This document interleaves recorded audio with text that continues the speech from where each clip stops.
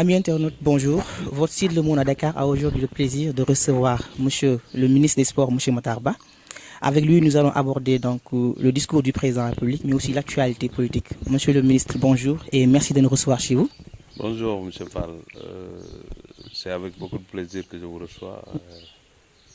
Euh, je devrais commencer par vous féliciter d'ailleurs pour le travail que vous êtes en train de faire.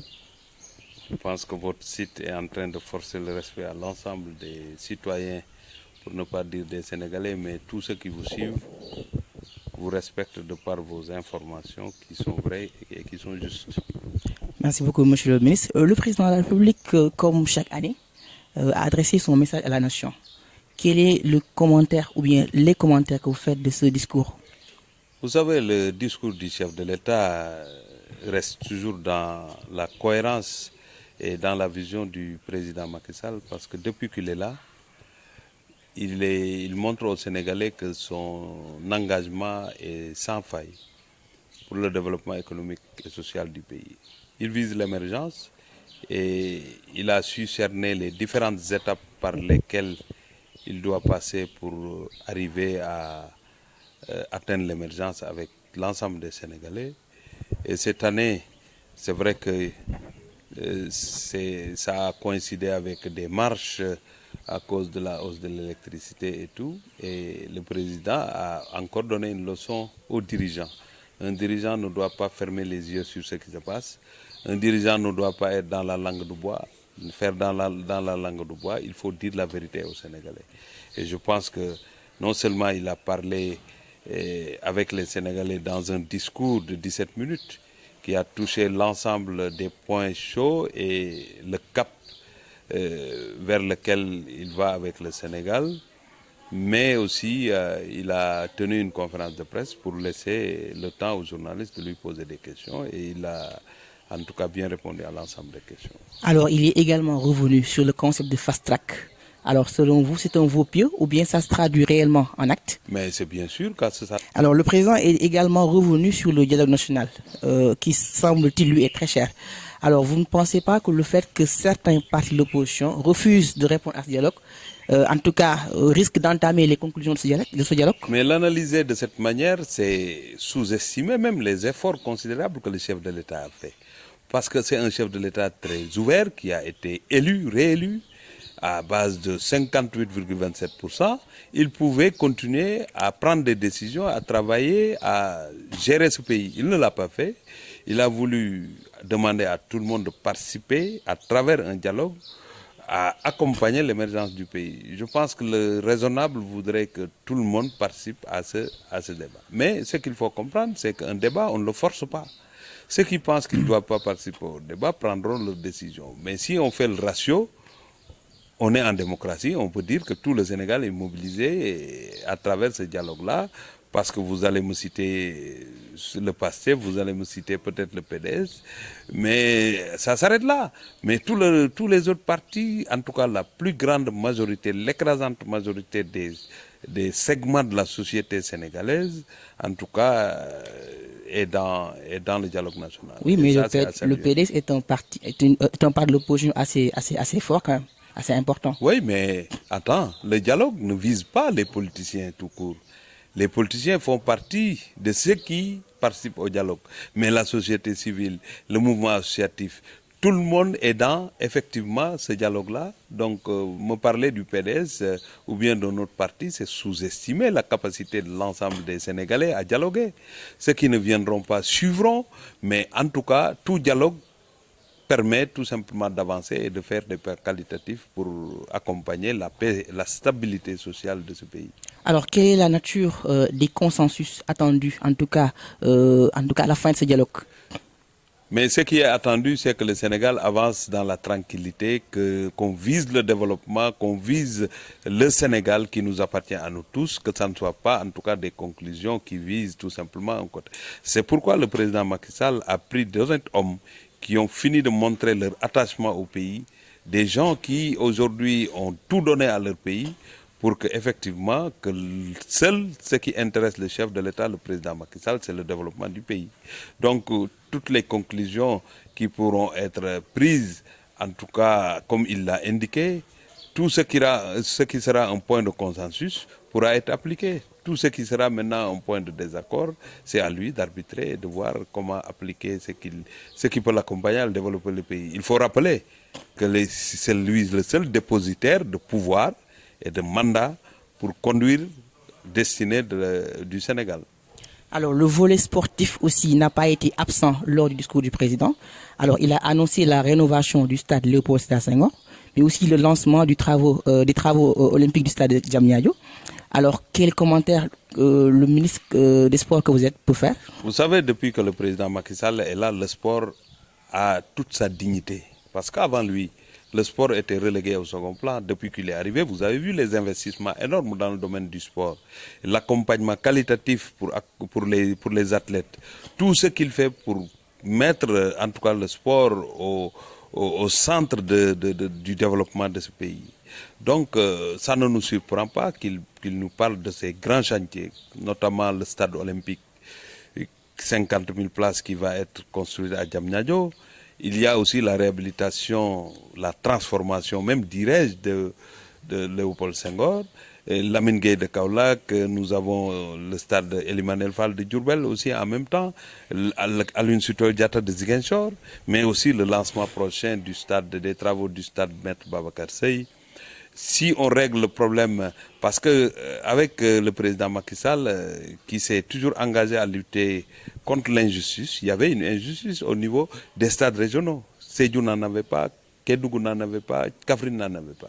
On a démarré les travaux du stade régional de Sédhiou, on a démarré, et on va faire plus vite, le stade régional de Kédougou, et le stade régional de Kaffrine qui avait un contentieux, et c'était au niveau de la Cour suprême, ça a été vidé et nous allons relancer le marché des travaux du stade de Kaffrine pour qu'effectivement toutes les régions puissent disposer de stades régionaux. Au-delà des stades, il y a aussi d'autres infrastructures qui intéressent l'ensemble des sportifs sénégalais, que ce soit Dakar Arena, on en aura d'autres parce qu'on a une bonne planification et une bonne programmation pour résorber le gap en matière d'infrastructures sportives et gagner complètement ce combat-là. Alors parfait. Le discours aussi du président a abordé la question de l'électricité. Le président a notamment pensé, ou bien en tout cas il a estimé qu'il y a eu une amélioration du secteur de l'énergie. Mais bien évidemment. Alors, mais dans un contexte où il y a la hausse en tout cas du prix de l'électricité, est-ce qu'on peut parler d'amélioration de ce secteur? Vous savez, le président est dans une démarche cohérente. Il a mis en tout cas l'année, il a parlé d'année sociale. Donc si aujourd'hui on pense, en tout cas avec les flux qui ne dépendent pas de nous, qui nous imposent une augmentation, avec son engagement aux côtés des couches les plus démunies, c'est pourquoi, quelle que soit l'augmentation, la tranche sociale ne fait pas partie de cette augmentation.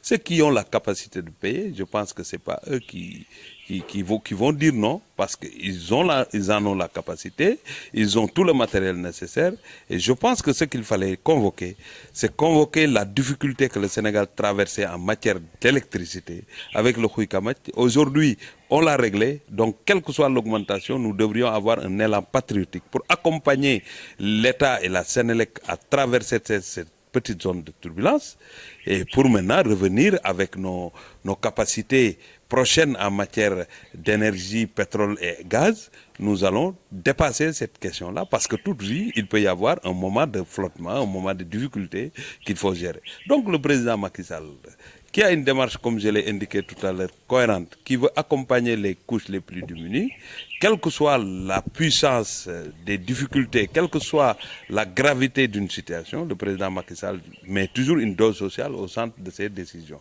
Et je pense que Aar Lu Ñu Bokk ou Ma Langue ou tout ce que les gens disent, ce n'est pas une question de défense des intérêts des couches les plus démunies, c'est des questions politiques. Vous allez voir, parce que ce qui marche, ceux qui en parlent, il peut y avoir 2 membres de la société civile, mais tout le reste, c'est des patrons de partis politiques. Donc, ce qu'ils n'ont pas eu en 2019 avec l'élection présidentielle, ils ne l'auront pas en essayant de montrer aux gens qu'ils défendent les intérêts sénégalais. Pourtant, leur marche a connu une mobilisation assez intéressante. Ce n'est pas une question, on est 16 millions de Sénégalais. Et vous ne pouvez pas me dire qu'il y avait même 100 000 personnes. Vous ne pouvez pas le dire. Quel que soit le nombre de personnes qui étaient sorties, on respecte en tout cas leurs droits, mais eux aussi, ils doivent intégrer dans leur manière de faire qu'ils sont dans un état de droit qui est régi par des textes. Ce que les textes leur donnent, ce sont les mêmes textes qui les interdisent aussi de faire autre chose. Donc, il faut que tout le monde reste dans son champ d'action. Et puis, je pense qu'ils vont dépasser ces mobilisations, à mon avis, qui ne mènent pas à grand-chose. Alors, vous n'avez pas le sentiment que, en tout cas, l'état de droit a connu un recul au Sénégal avec l'interdiction des marches? Mais comment un état de droit peut... Mais les Sénégalais, surtout vous qui êtes dans la presse, vous savez que cette liberté de presse qu'il y a, cette floraison de sites et de médiums, tout le monde parle. Il y en a qu'au Sénégal qu'on voit ça. Les gens, ils appellent, ils disent ce qu'ils veulent en toute liberté. Mais la liberté de presse, la liberté d'opinion, aujourd'hui la démocratie sénégalaise, parce qu'on est sénégalais, qu'on joue avec cette démocratie-là, mais je ne vois pas dans quel pays on trouve ce qu'on a au Sénégal. Chacun a son micro, chacun donne le micro à un Sénégalais qui dit ce qu'il veut, sans même maîtriser le sujet. Mais tout est accepté au Sénégal, donc on ne peut pas nous parler de recul démocratique. Ce qui reste maintenant, quand on a une ambition et qu'on n'atteint pas cette ambition-là, on peut tout verser dans la démocratie, manque de démocratie, etc., etc. Moi, je pense qu'il faut travailler à plaire les Sénégalais. Il faut vendre un produit acceptable par les Sénégalais pour prévoir parler au nom des Sénégalais ou bien prévaloir, en tout cas, être un jour président de la République. Parfait. Alors, on va peut-être mettre l'accent sur notre volet. Alors, le président a voulu en tout cas mettre l'accent sur le fait que l'objectif actuellement, c'est l'émergence horizon 2035. Alors, pour vous, c'est réaliste? Mais c'est réaliste. Il ne suffit pas d'être intelligent pour le comprendre. Quand le président Macky Sall est arrivé au pouvoir, mais le taux de notre pays, c'était à 1,7. Aujourd'hui, on est à 6 et poussières. Donc, ce qui n'augmente pas diminue. Puisqu'on est en train d'augmenter la capacité économique de notre pays, on peut avoir confiance que les chefs de l'État, avec ces grands projets, on pourra atteindre l'émergence. Et je vais prendre le domaine du sport. Aujourd'hui, nous sommes le premier pays africain à devoir organiser les Jeux Olympiques. Vous pensez que c'est parce que le Sénégal est un pays de 16 millions d'habitants? C'est parce que la vision du chef de l'État nous a permis d'avoir les infrastructures nécessaires. D'abord Dakar Arena, d'abord le TER, les autoroutes, l'aéroport et tout ce qu'il est en train de faire, le BRT. Ce sont tous sa vision qui a permis, avec l'appui du CONOS, le lobbying positif que le CONOS a fait, c'est cela qui nous a permis aujourd'hui d'avoir la fierté d'être le premier pays africain à devoir organiser les Jeux Olympiques. Donc nous sommes sur le chemin de l'émergence. Alors, Monsieur le ministre, vous avez parlé de taux de croissance. Le président aussi en a parlé dans son discours. Que répondez-vous à ceux-là qui pensent que le taux de croissance au Sénégal ne profite pas aux Sénégalais? Mais prenez l'exemple des fonctionnaires et nous tous, il n'y a pas un salaire qui a diminué. Il n'y a pas un salaire qui a diminué. On peut dire qu'on a augmenté, on n'a pas continué le rythme d'augmentation, mais les salaires ont connu une hausse avec l'impôt sur le revenu qui a été modelé et qui a permis en tout cas à tous Sénégalais de gagner, même si c'est 1 franc de plus. Donc qu'on ne nous parle pas de panier de la ménagère. Nous, parce que ça soit vous, que ça soit moi, quand tu as une augmentation au niveau de ton salaire, mais tu aides beaucoup plus de monde, parce que le salaire au Sénégal n'appartient pas à celui qui le touche, ça appartient à toute une communauté, toute une famille. Donc qu'on ne nous dise pas cela, ça c'est un procès, un mauvais procès qu'on fait au président de la République, mais nous tous, nous sommes Sénégalais. Ce qu'il y avait en 2012, en 2011, ce n'est pas la même situation qu'on vit aujourd'hui en 2019. En 2020, on ne peut pas nous dire ça. 19, quel est votre commentaire? Mais vous savez, c'est parce que vous faites du bon travail, je l'accepte, mais l'homme de l'année s'appelle le président Macky Sall. Parce que nous sommes des ouvriers. On nous demande de faire des choses, on nous décline la vision et nous sommes en train de concrétiser cette vision-là. J'ai envie de dire que ça me donne de l'énergie, ça nous pousse à faire mieux, à être beaucoup plus efficace, mais je voudrais retourner ce prix-là à celui qui le mérite réellement, qui s'appelle le président Macky Sall et qui m'a fait confiance. Votre mot de la fin? Vous remercier mon jeune frère et Ami Ndiaoufal, qui est le patron de ce site, qui est un Sénégalais et qui mérite d'être accompagné. Moi, je vous respecte de par votre engagement et l'équilibre de l'information que vous faites, parce que vous n'êtes pas là que pour accompagner le pouvoir, vous êtes là à équidistance entre l'opposition, tous les secteurs de ce pays, le pouvoir et toutes les informations que vous donnez sont vérifiées. Et je pense que ça, c'est un exemple de jeunes Sénégalais qui méritent en tout cas le respect de l'ensemble de la population, mais aussi effectivement le respect de tous nos compatriotes. C'est ça la voie à prendre, c'est cela l'exemple à donner, parce qu'il ne s'agit pas d'avoir un site pour engager un combat quelconque. Il faut informer juste et vrai, et c'est ce que vous faites, c'est pourquoi je vous remercie. Monsieur le ministre, le site Le Monde à Dakar vous remercie.